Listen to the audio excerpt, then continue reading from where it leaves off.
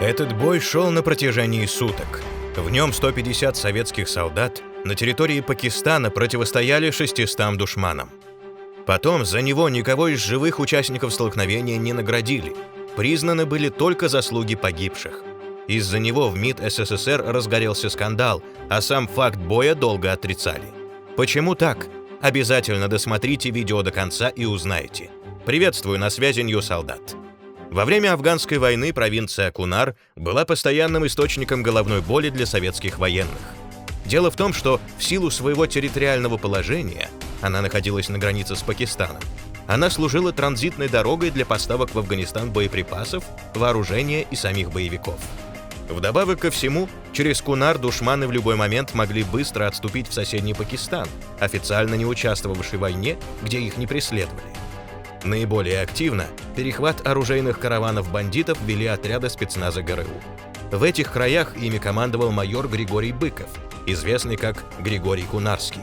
Он возглавил так называемый Асадабадский батальон ГРУ после того, как этот отряд попал в засаду и понес тяжелые потери, а на репутации самого Быкова лежала тень после несчастного случая с его подчиненными в другой части. Однако именно здесь минус на минус неожиданно дал плюс. Быков оказался именно тем человеком, который смог вдохнуть жизнь в деморализованный отряд. Планы его операций часто балансировали на грани возможного, а из бойцов он выжимал все, на что те были способны.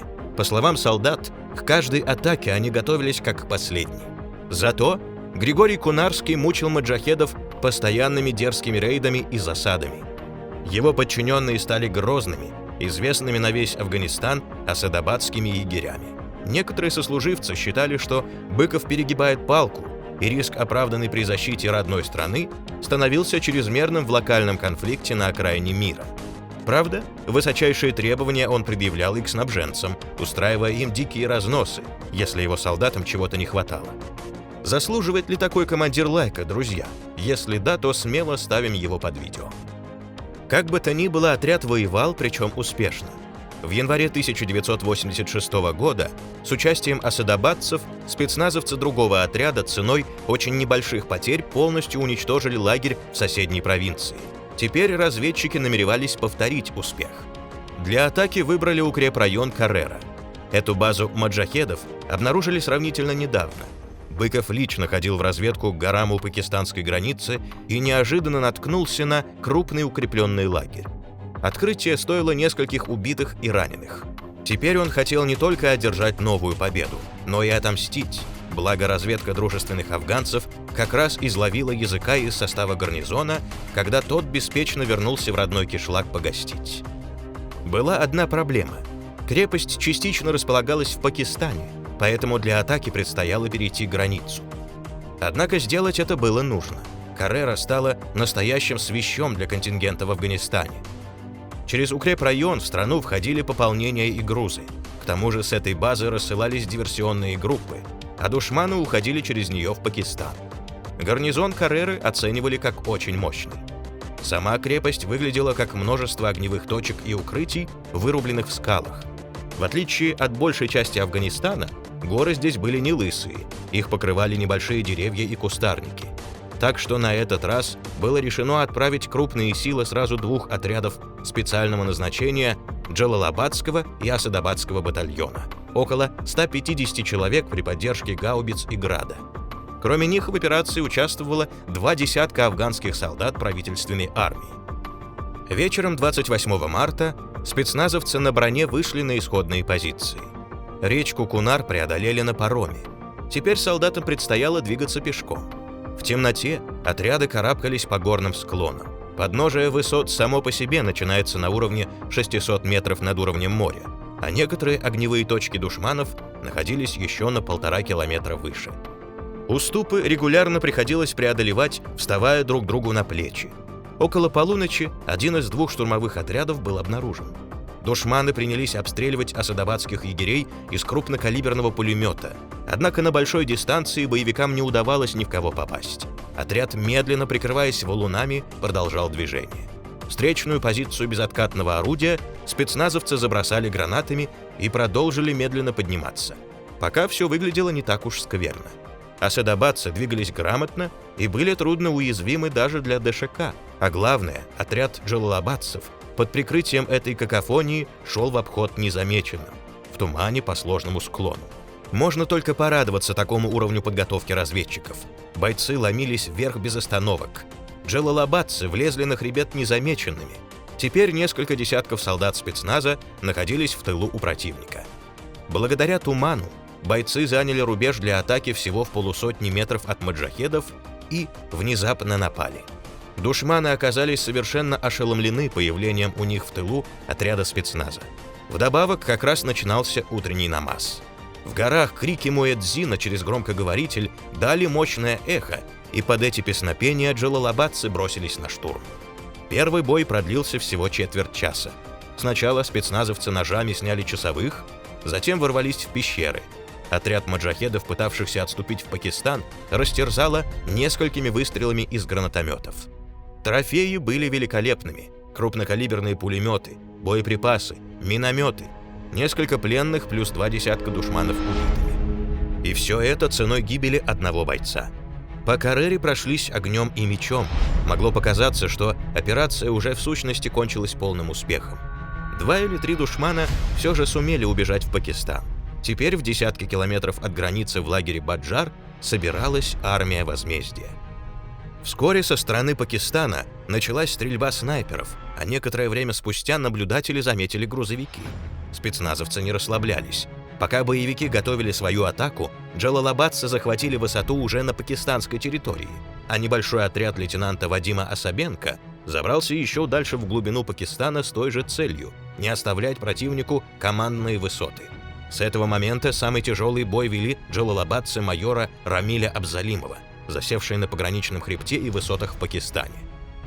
Передовой отряд духов шел расслабленно, с автоматами на плечах. Они находились в Пакистане и считали, что здесь им ничего не угрожает. В таком виде они вышли точно под стволы отряда Асабенко и были почти мгновенно перебиты. Затем на головы остальных обрушился арт-огонь по наводке спецназовцев, но вскоре хребты начали просто кишеть маджахедами. Кроме афганцев подтягивались солдаты пакистанской армии. Отбивать Кареру бросился отряд в несколько сот человек. К полю боя прибывало все больше духов, и они начали охватывать позиции советских частей. На высотах быстро кончались боеприпасы, сначала трофейные, а затем и свои. Маджахеды вовсе не были бездарным или слабым противником. Неприятель старался ухватить за пояс спецназовцев и не дать им навести артиллерию. Асабенко на своей позиции вызвал огонь на себя. Под прикрытием гаубиц он смог выбраться к своим, хотя и с множеством раненых. Как вы считаете, друзья, можно ли было этого избежать? Свою точку зрения высказывайте в комментариях под видео. На позициях основного отряда на него смотрели как на вернувшегося с того света покойника. Однако картина становилась только хуже. Некоторые части теряли управление, а патроны уходили в лед. Сложенные из камней укрытия просто разваливались, таяли под градом пуль. Вертолеты, вызванные для эвакуации раненых, не могли сесть в силу того, что до душманов оставалось меньше 300 метров. Многие получали новые ранения уже после перевязки. Надежду давала только помощь, пришедшая с воздуха. Вертолеты принялись утюжить боевиков. Политес был отброшен в сторону, требовалось вытаскивать своих, и крокодилы входили в воздушное пространство Пакистана. Машины пикировали на позиции духов почти вертикально. Надо сказать, что поддержка пришла вовремя. Вертолеты сгоняли душманов с крыши постройки, куда стащили раненых. В момент атаки их уже забрасывали гранатами. В ответ пакистанцы начали поднимать в воздух уже свои вертолеты. Правда, так и не решились использовать их для атаки. Однако для подстраховки от возможных проблем спецназовцы пригнали к полю боя даже МиГи. Во время этой отчаянной рубки произошла просто безумная история. Вертушки пришли на базу для перезарядки, и экипажи тут же попали на разнос к офицерам военной прокуратуры. Те уже поняли, что дело пахнет международным скандалом. Однако командир вертолетного полка велел прикрывать разведчиков на земле. Замполит вертолетчиков Юрий Владыкин, летавший с позывным «Святая Инквизиция», специально для прокурора проговорил в эфир: «Работать не могу, работать запрещаю», после чего выдал по подходящим душманам полновесный залп неуправляемыми ракетами. Впоследствии прокурор удовлетворился этой записью и не стал слишком усердствовать. Вертолетчикам в некоторых местах пришлось бить из пушек по целям буквально в 20-30 метрах от своих. Позднее инквизитора отдельно благодарили за точность стрельбы, которая спасла много жизней. Ближе к вечеру спецназовцы стали отходить.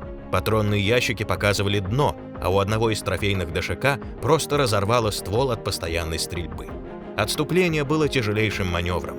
Многие разведчики погибли именно при отходе или прикрытии отступающих. Благо, с прикрытием помогали прилетевшие штурмовики и грады. Без кар с небес спецназовцы вряд ли смогли бы продержаться столько времени. Отступление Джалалабадского батальона прикрыли асадабадцы, которые искали убитых и раненых и защищали измотанных товарищей. Одна из групп под командой Александра Сухолесского выбралась прямо из пещеры, где держала оборону под обстрелом из гранатометов. Одного бойца вообще вытащили на скалу на глазах у изумленных душманов. Разведчика, уже, казалось бы, прочно блокированного, подтянули вверх на веревке с кошкой. Ночь принесла облегчение, боевики отступили. Джалалабадцев решили эвакуировать вертолетами. К этому моменту у спецназа достоверно погибло 8 человек. Тела еще 2 не смогли отыскать. 2 раненых вынес отряд асадабадцев, прочесавших местность. Сражение за крепость Каррера спецназовцы вели по одним данным против 400 маджахедов, по другим против 600. Несмотря на такое соотношение сил, советские бойцы смогли захватить ее, вывести базу из строя, уничтожить или израсходовать боеприпасы и вооружение и отступить. Погибли 32 афганских душмана и 68 пакистанских солдат. Вылазка на Карреру оставила двойственное впечатление. Советские солдаты проявили лучшие качества. Сражаясь против решительного и отлично вооруженного противника, нанесли душманам тяжелейшие потери и уничтожили базу. После побоища ее уже нельзя было использовать. Каррера стала наглой операцией и тяжело добытой, но, безусловно, блестящей победой, показавшей противнику, что даже в Пакистане душманы не могут чувствовать себя в безопасности. Однако 10 погибших разведчиков – это тяжелые потери. К тому же командование кисло взирало на разгоравшийся международный скандал. В результате командир 15-й бригады специального назначения Владимир Бабушкин, взявший всю ответственность на себя, покинул пост и вернулся в СССР. Судьбы остальных участников этого необычного боя сложились по-разному. Замполит вертолетчиков «Святая Инквизиция» пережил войну и умер в 2000 году. Многие офицеры продолжили службу уже в новой России или вышли в отставку. Трагичнее всего сложилась дальнейшая судьба Григория Быкова, легендарного командира спецназа ГРУ. Он очень тяжело переживал развал страны и армии в 90-е годы, и летом 1995 года застрелился из охотничьего ружья. Солдат, способный выдержать на поле боя что угодно, оказался бессилен перед жерновами эпохи.